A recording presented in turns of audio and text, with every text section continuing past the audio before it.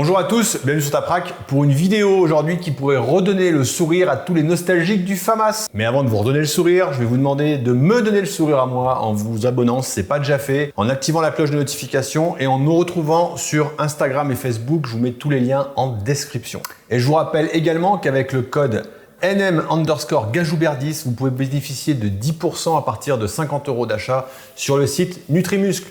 Alors si tu as décidé de te prendre en main cette rentrée ou de continuer tes efforts, n'oublie pas de te supplémenter, va voir sur leur site, ils ont pas mal de trucs, que ce soit pour la muscu ou pour le bien-être et la vie de tous les jours. Une petite commande chez eux, tu nous soutiendras. D'ailleurs à ce propos, je vous prépare bientôt la vidéo sur la transformation physique du programme que j'ai suivi avec Baptiste de février jusqu'à juillet. Je vous ai fait des photos régulièrement pour que vous puissiez voir la progression.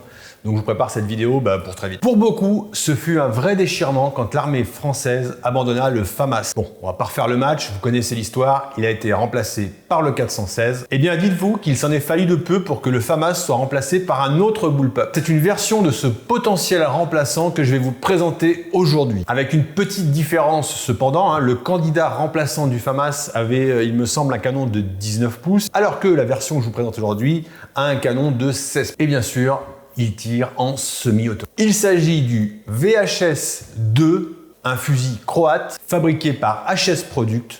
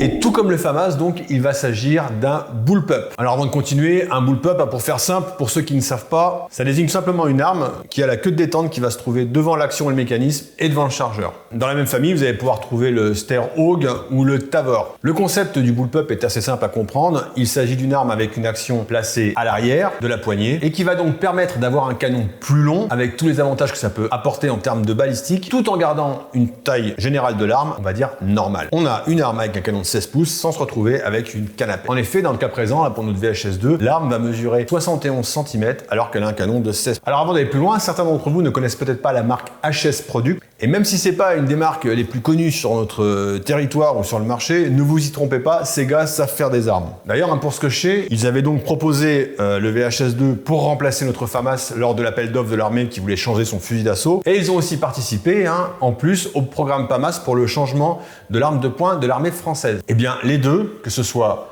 le fusil ou le pistolet, ils ont tout simplement fini en deuxième position. D'ailleurs, ça me fait penser que j'ai toujours pas fait de vidéo sur le pistolet HS Product, alors que je l'ai à l'armurerie. Donc on va régler ça bientôt et je vais vous faire, dites-moi si ça vous intéresse dans les commentaires, une vidéo de présentation d'un de leurs pistolets et je m'exécuterai et je vous la ferai. Notre bullpup va fonctionner avec un système de piston à course courte et il est chambré en 5,56. Le canon, quant à lui, il est forgé à froid. Il a un pas de rayure de 1/7 et un filetage au bout de 1,5 par 28, ce qui lui permettra d'accueillir un frein de bouche de type A2. À l'avant, au-dessus du canon, vous allez trouver un système de réglage des gaz, tout simplement si vous allez avoir tiré silencé ou pas. Notre VHS-2 va offrir une véritable ambidextrie opérationnelle. Vous allez pouvoir tirer à droite, à gauche. Cependant, même un gaucher pourra tirer en configuration de droitier sans risque de prendre aucun étui dans la figure. La fenêtre d'éjection va pouvoir être accessible des deux côtés de l'arme et très rapidement, vous allez pouvoir le mettre en configuration droitier ou gauche. Le levier d'armement, quant à lui, va se trouver sur le dessus de l'arme, juste en dessous du rail. Pareil, il va être ambidextre. On va pouvoir l'actionner de la main droite ou de la main gauche. Et de plus, il est débrayable, c'est-à-dire que pendant les actions de tir, il ne bougera pas. Sur le dessus de l'arme, on va trouver un rail qui va pouvoir faire un peu penser au rail qu'on va trouver sur le G36. Ce rail est équipé d'organes de visée métalliques rabattables qui sont assez bien faites. Alors quand on voit l'arme comme ça, je sais que certains peuvent se poser de la question de la hauteur de l'arme, pas surtout si on va mettre un point rouge dessus ou une petite LPVO. Est-ce que tout simplement ça va pas faire trop haut avec le garde-main?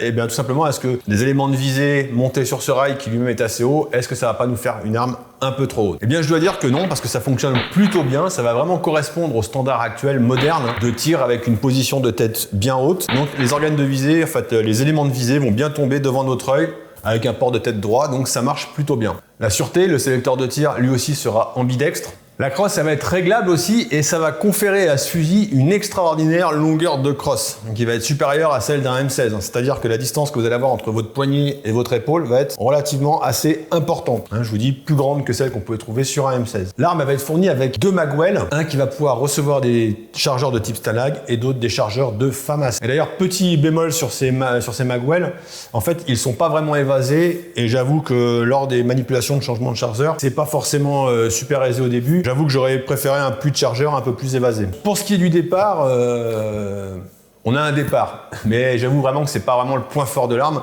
On est loin d'un départ qu'on va pouvoir trouver sur un AR-15. Tout simplement, après, voilà, sur des systèmes de plateforme bullpup, le départ est rarement super bon. La mécanique va être plus compliquée, de par la position de la queue de détente par rapport à l'action. La course de la queue de détente va être relativement longue, tout comme va l'être le reset. Donc si tu es habitué à tirer avec un AR-15 avec une détente Geissele ou quelque chose comme ça, il y a quand même une petite différence. Autre petit point un peu déroutant, enfin il y en aura plusieurs, on va les voir. Le bouton pour libérer le chargeur, il va se trouver à l'arrière du puits de chargeur. Donc pareil, si tu es habitué à les manipulations sur un AR-15, il va falloir revoir complètement ta gestuelle. Autre commande un peu particulière, c'est la commande pour libérer la culasse. En fait, elle ne charge pas sur le côté, elle va être à l'arrière du chargeur et il faudra la pincer, il faudra ramener comme ça pour libérer la culasse vers l'avant. Donc voilà, c'est une gestuelle à prendre en plus, à changer. Mais voilà, c'est le propre des bullpup, c'est clair que tu ne pourras pas avoir la même gestuelle que sur un AR-15.